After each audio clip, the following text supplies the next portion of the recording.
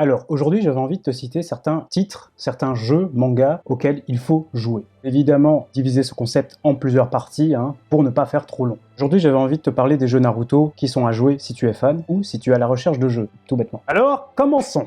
Avant de parler des jeux les plus connus, évidemment, je vais d'abord te parler d'un gros coup de cœur de l'époque. Alors, il s'agit des deux jeux sur Xbox, en fait, Naruto Rise of a Ninja et Naruto The Broken Bound. Oui, gros coup de cœur pour moi, puisque c'était les seuls jeux Naruto disponibles sur Xbox, puisque oui, les autres étaient uniquement exclusifs sur les consoles de chez Sony. Développé et édité par Ubisoft et sorti en 2007 pour Rise of a Ninja et 2008 pour The Broken Bound sur 360, des jeux de combat et d'action-aventure. Alors, pourquoi ces jeux? Alors, on n'est pas sur un système de combat à la Storm, mais le concept est tout aussi intéressant et tout aussi plaisant à jouer. Donc, Rise of a Ninja va jusqu'à l'attaque d'Orochimaru sur Konoha avec sa clique. The Broken Bound va jusqu'à la fin, jusqu'au combat entre Naruto et Sasuke dans la vallée de la faim. L'histoire est très fidèlement retranscrite et très plaisante à jouer. J'ai été étonné moi-même. Alors des animations petits oignons pour l'époque et la capacité de se déplacer dans Konoha, c'est quand même pas rien. Donc on peut marcher, sauter, marcher sur l'eau, courir, on peut utiliser des techniques dans certaines situations pour se débloquer, on peut utiliser le multiclonage, on peut faire bref plein de choses et ça c'est très intéressant. La personnalisation du personnage fait aussi partie du jeu et ça c'est très intéressant. Qui n'a jamais rêvé de marcher dans Konoha librement, faire notre petite routine dans Konoha? Bon, j'avoue que le jeu nous restreint quand même un petit peu, mais c'est quand même un rêve qui s'est réalisé, tout compte fait. Le jeu ne se limite pas juste à l'histoire principale, on a aussi des quêtes secondaires, mais ce qui fait sa force, c'est surtout la musique, qui ressemble quasi exactement, voire pareil, voire à l'identique à la musique originale de l'anime. Et ça, je trouve ça juste ouf. Mais vraiment dans une ambiance, tu vois, l'ambiance animée, ça te donne envie de voyager, de parcourir, de faire des techniques, utiliser ton chakra, et tout ça, quoi. Alors, il y a des combats dynamiques et nerveux, des combats pas trop faciles, pas trop compliqués non plus, donc un jeu assez accessible finalement, donc ça reflète complètement un bon jeu finalement, jeu à la portée de tous. Donc ce qui fait la spécificité du jeu aussi, c'est les petites étapes de mini-jeux qui sont intégrées, par exemple le fait de se déplacer d'arbre en arbre, tu vois, sont faits de tel que ça ressemble à un mini-jeu, il y a aussi des courses contre la montre, le fait de se déplacer en esquivant des mines, tu vois, pour essayer d'arriver à un point dans un temps défini finalement. Donc on a aussi beaucoup d'animations et de phases de QTE, comme dans les Naruto d'actualité, quoi, les Naruto de maintenant finalement. Les défauts que je pourrais citer, ça serait peut-être les dialogues à rallonge qu'on a lors des dialogues principaux, et les vagues d'ennemis qui nous gênent finalement pour les quêtes principales et qui nous gênent finalement, qui nous fait perdre du temps. C'est du coup un jeu qui mène à l'aventure et à la découverte, saupoudré de combats et d'animations extrêmement bien foutus. À jouer. Alors on continue avec les jeux Naruto Ultimate Ninja, autre jeu sur lequel j'ai passé aussi énormément de temps. Alors je trouverais ça idiot, tu vois, de parler de chaque Ultimate Ninja individuellement. Donc du coup ce que je vais faire, c'est que je vais dire ce que l'évolution a apporté au fur et à mesure de la série. Donc on va commencer avec le premier qui a inauguré la série. Alors sorti sur PS2 en 2003 et développé par Bandai et CyberConnect 2, c'est un jeu qui va surtout s'adresser aux fans du manga et de l'anime. Jeu de combat en face à face 2D, en cel shading, sens de techniques secrètes, chakras, outils ninja, etc., etc. Tous les fans doivent être conquis par ce jeu. Utilisation de chakras pour faire des techniques de folie avec une animation de folie reprenant bien certaines scènes de l'anime. On peut aussi jouer avec le terrain en récupérant certains objets perdus dans le décor pour les utiliser en tant que bonus, un petit peu comme le fait Super Smash Bros finalement. On peut même se power-up via certains items que l'on récupère ou alors les stocker pour les utiliser à bon escient dans le combat. Des combats accessibles et variés font de ce jeu un bon jeu de combat, surtout pour l'époque dans laquelle elle est sortie. On a des possibilités de permutation, de contre, ce qui rend le tout un peu plus stratégique et du coup rend les combats un peu plus vibrants et passionnants. Alors même si la gestion du chakra rend le jeu un peu plus complexe, je le trouve quand même un peu trop accessible. Le péché dans ce jeu, c'est son faible nombre de personnages, que c'est un jeu avec une durée de vie très courte. L'histoire n'est que survolée. Les graphismes et l'animation des attaques spéciales font la patte de cette licence, Naruto Ultimate Ninja, il ne faut pas le nier. Et du coup, en fait sa force. Alors pour ce qui est de Naruto Ultimate Ninja 2, sorti en 2004 et suite de l'opus cité précédemment, qu'est-ce qui a évolué? Alors le jeu fait le point sur ses erreurs passées et travaille plus rigoureusement sur son scénario. Alors le scénario devient plus fidèle au manga d'origine, même si certains combats ne se passent pas dans les décors qu'on voyait dans l'anime ou dans le manga. Les combats apportent des conditions de victoire, ce qui améliore l'expérience de jeu et sa complexité. Nous devons par exemple terminer l'ennemi avec une certaine condition, finir l'ennemi avec une attaque ultime, un jutsu ultime par exemple, sans quoi on devra recommencer le combat de zéro. Alors ce qui change le plus dans ce jeu, c'est l'apport d'une phase aventure. On peut incarner certains personnages pour parler au PNJ et acquérir certaines missions. Évidemment, Naruto ne sera pas le seul personnage maniable pour ce genre de mode histoire. Alors le jeu reste aussi bon niveau gameplay, ont rendu les combats encore plus nerveux. Plus de variété dans les techniques. Opus précédent, pour faire une technique ultime, nous devions utiliser un martèlement de touches pour utiliser ces techniques. Ici, nous avons une certaine diversité puisqu'on peut faire cette étape-là, ou alors tourner les sticks analogiques pour varier un petit peu cet aspect du jeu. Le nombre de personnages est évidemment plus conséquent, et le niveau de difficulté n'étant pas trop facile et ni trop complexe, rend le jeu fun à jouer finalement et jouissif. Je dirais que c'est un jeu à posséder pour les collectionneurs de jeux Naruto. On va maintenant parler de Naruto Ultimate Ninja 3, sorti en 2005. Suite directe du deuxième opus. Je ne vais pas vous mentir, quand j'y ai joué, j'avais l'impression d'avoir déjà joué à ce jeu. Donc oui, ce jeu ressemble beaucoup, même beaucoup trop, à l'opus précédent. Mais bon, apporte-t-elle une évolution? Pas de grosses évolutions techniques, ni graphiques, le style de combat n'a pas évolué. Ce que l'on peut souligner, ce sont les apports de transformation ou de seconde forme et d'invocation. On peut se promener dans Konoha, mais pas aussi librement que The Broken Bound et les autres opus de la Xbox. Un nouveau mode est apporté, ce qui permet de faire les matchs principaux, les combats principaux que l'on a dans le manga. Jusque l'arrivée des ninjas de Hoto, mettant des petites scènes de manga pour illustrer. Un jeu finalement lassant, puisqu'il ressemble énormément aux opus précédents, mais toujours aussi plaisant à jouer. C'est aussi un jeu à avoir si vous êtes adepte de Naruto. De toute façon, tous les jeux sont à avoir. Pour ce qui est de Naruto Ultimate Ninja 4, sorti en 2007, c'est un jeu difficile à placer puisque je le trouve moyen. Le truc qui est super avec ce jeu, c'est qu'elle introduit la génération Shippuden. Nous avons un système de combat dans un mode maître, place le mode défi ultime. Casser des choses pour obtenir des objets et combattre contre des hordes d'ennemis. Alors le système de combat est pas ouf et peut être très lassant. Tout ce que l'on doit faire, c'est spam un bouton et continuer à avancer. C'est le seul truc qu'on fait. Une maniabilité aléatoire et complexe avec des jeux de plateforme difficiles à exécuter. Il y a énormément d'espaces vides, il n'y a pas de complexité dans le gameplay, mais ça n'empêche pas que les décors sont plus ou moins fidèles. Un mode héros est aussi de la partie, où on peut revivre les histoires de Naruto via un système de chapitres. Certains sont illustrés par des images et des textes, ce qui est très bien amené. Pour ce qui est des combats, les combats sont toujours aussi bons, et les graphismes sont toujours à la hauteur. Nous avons une multitude de nouveaux personnages aussi, grâce à l'avènement de la licence Shippuden, mais sans plus. La musique accompagne bien le jeu et rend le jeu plus agréable, mais n'est pas marquante en soi. Jeu intéressant finalement pour un mode histoire avec une 3D, mal effectué, mais s'y est initié. Et ça, on peut le féliciter. Ce qui est de Naruto Ultimate Ninja 5. Je vais directement te dire les nouveautés mises en place par ce jeu. Un support d'alliés y est apporté, qui nous vient en aide durant le combat, via des combos ou même des techniques spéciales. Ceci rend le gameplay encore plus stratégique, et rend ce côté dynamique et ce peps pour ce jeu. Agréable à jouer et facile d'accès, ce nouveau style de gameplay nous force à utiliser certaines équipes pour optimiser le plus possible nos combats. Pour ce qui est du mode maître, ou histoire, il ressemble en tout point à l'opus précédent. Toujours à la troisième personne, et toujours en 3D. Alors l'histoire se déroule au retour de Naruto vers Konoha avec Jiraiya, jusqu'à l'arc contre Sasuke dans l'antre d'Orochimaru. Dans ce mode histoire, les combats sont toujours aussi lassants, très aléatoires et un repère difficile à manier. L'histoire se retrouvera encore trop facile comme le précédent. Pour ce qui est des combats classiques, c'est toujours aussi beau et aussi bien réalisé. On reconnaît bien la patte de la licence. Il s'agit d'un très bon jeu, hormis son mode histoire. Nous avons la présence de 62 personnages, donc oui, une augmentation de roster, avec beaucoup de mouvements inédits, puisqu'il introduit les personnages de Naruto Shippuden. Beaucoup de nouvelles arènes, et est très bien conçu pour les fans. Le jeu reste beaucoup trop court, et ça pêche. Mais le jeu est plus que jouable entre amis. Voilà le jeu qui achève la licence Naruto Ultimate Ninja tout court. On va passer maintenant au plus gros de la licence. Les monstres des jeux Naruto qui écrasent tout sur leur passage. On va évidemment parler des Naruto Ultimate Ninja Storm. Nous allons voir ce que ces jeux proposent et leur évolution au fil du temps. Développé par CyberConnect 2 et édité par Namco Bandai, sorti exclusivement sur la PS3 à ses débuts, puisque la Xbox One et la Switch ont reçu le fameux Naruto Ultimate Ninja Trilogy. Pour ce qui est du scénario, tout se passe via des enchaînements de missions et du coup manque certains aspects de la trame historique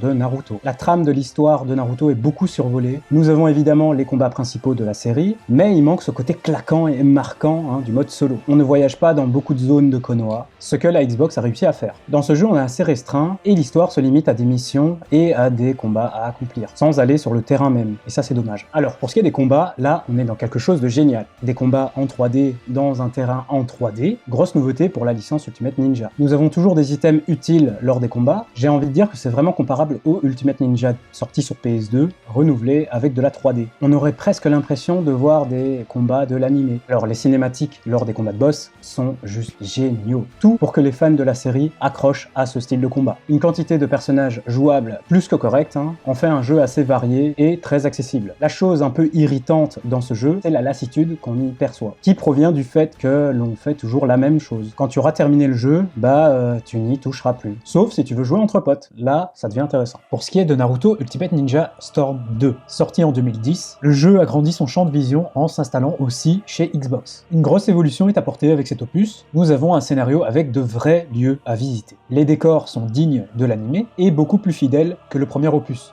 La collecte d'objets et de matériaux sont de la partie, qui serviront à l'amélioration du personnage. Un mode aventure ultime est toujours disponible, et on peut toujours circuler dans Konoha. Mais pas que, puisqu'on peut sortir des frontières. Nous avons par exemple le combat entre Sasuke et Itachi, ou alors le combat entre Jiraiya et Pain qui se passe au village de Ame. Le jeu démarre après l'entraînement de Naruto avec Jiraiya, donc son retour à Konoha, jusqu'au combat final contre Pain. Le jeu devient de plus en plus complet, puisqu'il devient de plus en plus légitime par rapport au manga, avec des scènes quasi identiques à l'anime ou au manga. Des animations de l'histoire innovées et de qualité nous donnent cette immersion agréable dans ce jeu. On peut faire certaines quêtes secondaires pour améliorer certains personnages et créer des liens d'amitié entre ceux-ci. Alors au premier abord, on peut dire qu'on se déplace en ligne droite, mais le fait est que l'efficacité en est résultée puisqu'on n'a pas besoin de plus finalement. La réalisation des combats dans le scénario est toujours aussi bon, et les combats de boss prennent une toute autre envergure. Les combats aux cinématiques scénarisées sont ce qui fait le jeu exceptionnel. Toujours avec ce système de QTE, la plupart de ces cinématiques en sont blindées et rend le gameplay plus agréable puisqu'on peut profiter de ces cinématiques et de l'animation. Certaines conditions de combat permettent de rendre le jeu un peu plus complexe et nous permettent de voir des scènes cachées, de quoi ravir les fans de l'anime. Le gameplay avec le chakra est encore plus réussi, alors il permet d'atteindre l'ennemi avec un dash ou alors de battre en retrait. La possibilité de se charger en continu pour accéder à un mode éveil ou une transformation est disponible. Certains personnages changeront de forme et d'autres garderont leur état normal. Par exemple, Naruto se transformera en mode Kyuubi et par exemple Tenten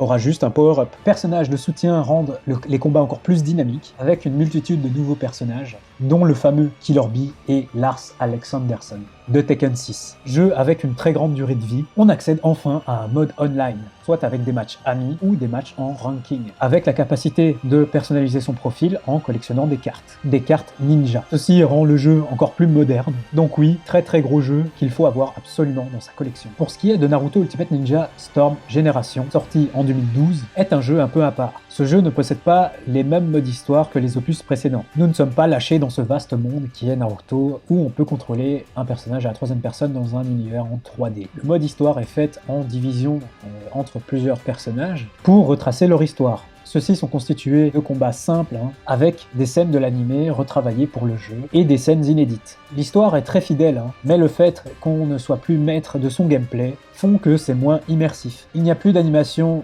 via QTE, ce qui faisait la marque de fabrique des Storm. Très décevant. Pour ce qui est des combats, c'est tout aussi bien que les précédents, ça n'a pas changé. Une quantité de roster encore plus variée, encore plus étendue. Le point qui pêche, c'est le fait d'avoir mis des personnages exclusifs aux personnages de soutien. Donc des personnages qu'on ne jouera finalement pas, à part si tu les prends en soutien. On peut désormais organiser des tournois personnalisés, jouables seuls ou en équipe. Un mode survie y prend place aussi, pour les gens qui veulent du challenge. Un mode online toujours présent, et même amélioré. Pour ce qui est des permutations, elle se fait à l'aide d'une touche, mais est limitée à son utilisation. Cela rend le gameplay encore plus stratégique et rend une complexité encore plus élevée. Nous devons maintenant tenir compte de cette barre de permutation. La gestion du chakra est tout aussi bon que les précédents opus, et l'apport de techniques ultimes, avec la capacité de les faire avec les personnages de soutien qu'on a dans notre équipe. Très bon jeu au final. Des combats toujours aussi bons, un mode online beaucoup amélioré, à l'encontre du mode solo, qui aurait pu être un peu plus étoffé. Pour ce qui est de Naruto Ultimate Ninja Storm 3, sorti en 2013, soit un an après Génération, et oui, le mode histoire est de retour finalement. L'histoire prend place à la 4ème grande guerre ninja, ça c'est du très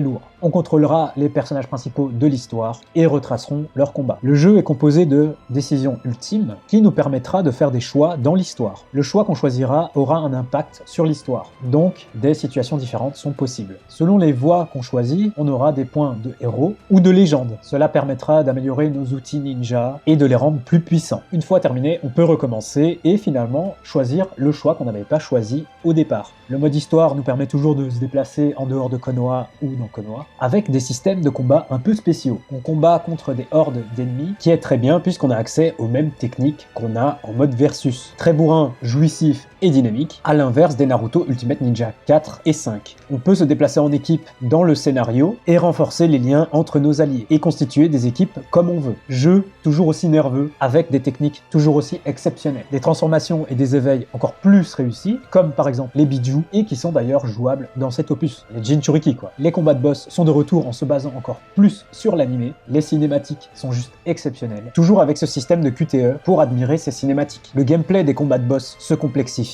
puisque chaque combat est unique. Par exemple, à Konoha, lors du combat avec Kyuubi, on peut soit choisir de combattre Kyuubi, ou alors se déplacer dans des endroits précis pour aider, demander du renfort. On pourra choisir comment opérer durant le combat. Pour ce qui est des combats classiques, pas besoin de répéter, hein, ils sont toujours au rendez-vous. Technique, toujours incroyable. Le gameplay est le même que celui de Génération. Alors pour ce qui est des personnages, nous avons évidemment une pelletée de nouveaux personnages, puisque ce jeu reprend l'arc de la 4e Grande Guerre Ninja. Plus de 80 persos jouables, c'est dire, en fait un jeu très varié pour un jeu de combat. Jeu possédant un scénario très bien réalisé, apportant plein de nouveautés, allongeant sa durée de vie, en reprenant ce que la licence sait faire. Le gameplay est le même que celui de Génération, soit des animations de folie comme pas possible. N'oublions pas l'apport de DLC qui certes peut être un défaut pour certains, mais aussi une qualité pour d'autres. Un défaut de par son prix et une qualité via les personnages qu'on reçoit. C'est un jeu à posséder. Pour ce qui est de Naruto Ultimate Ninja Storm Revolution, sorti en 2014, est un jeu aussi à part. Le scénario tel que nous l'avons connu change complètement et devient un tournoi mondial des ninjas pour déterminer le plus fort. Cela prend place sur une île où l'on peut toujours se déplacer à la 3e personne. On devra se battre et faire des missions secondaires pour obtenir des liens d'amitié avec ces personnages et de pouvoir les avoir dans notre équipe. Plus on combattra, plus on débloquera de zones dans l'île. Le système de combat change aussi, puisque durant les combats, nous devrons récupérer certaines ressources mises à disposition sur le terrain. L'apparition de Rai sur le terrain y prend part aussi durant le combat, permettant de faire des attaques plus efficaces. En bref, ce mode peut être cool,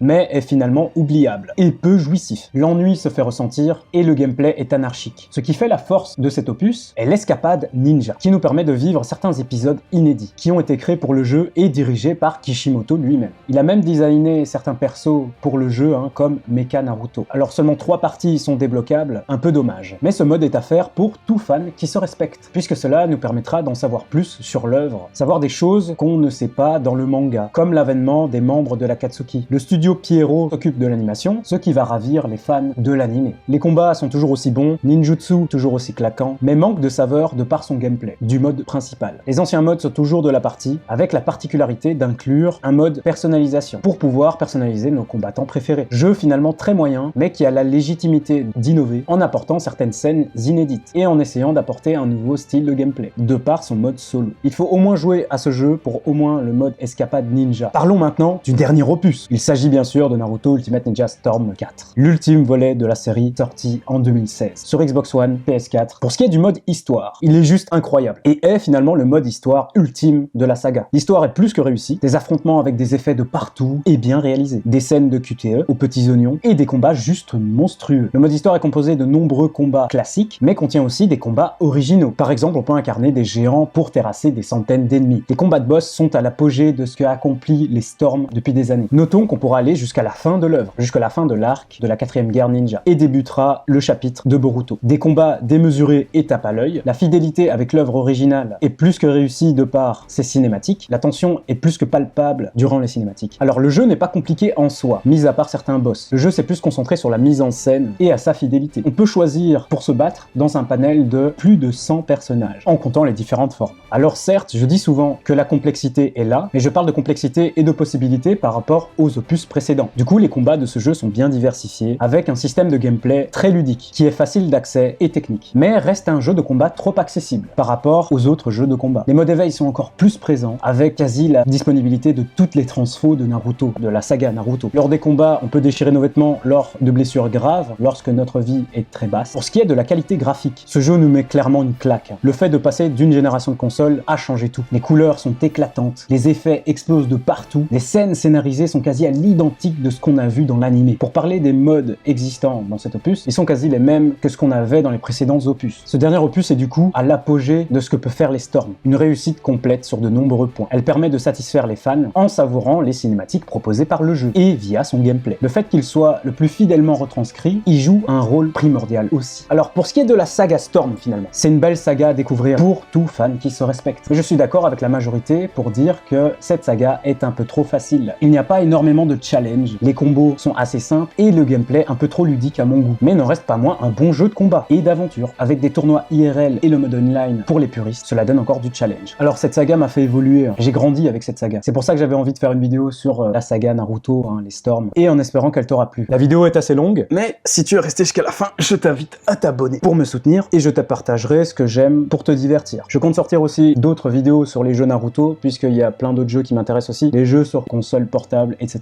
etc. Bon, sur ce, je te laisse. C'était D-Teach pour te servir. Salut!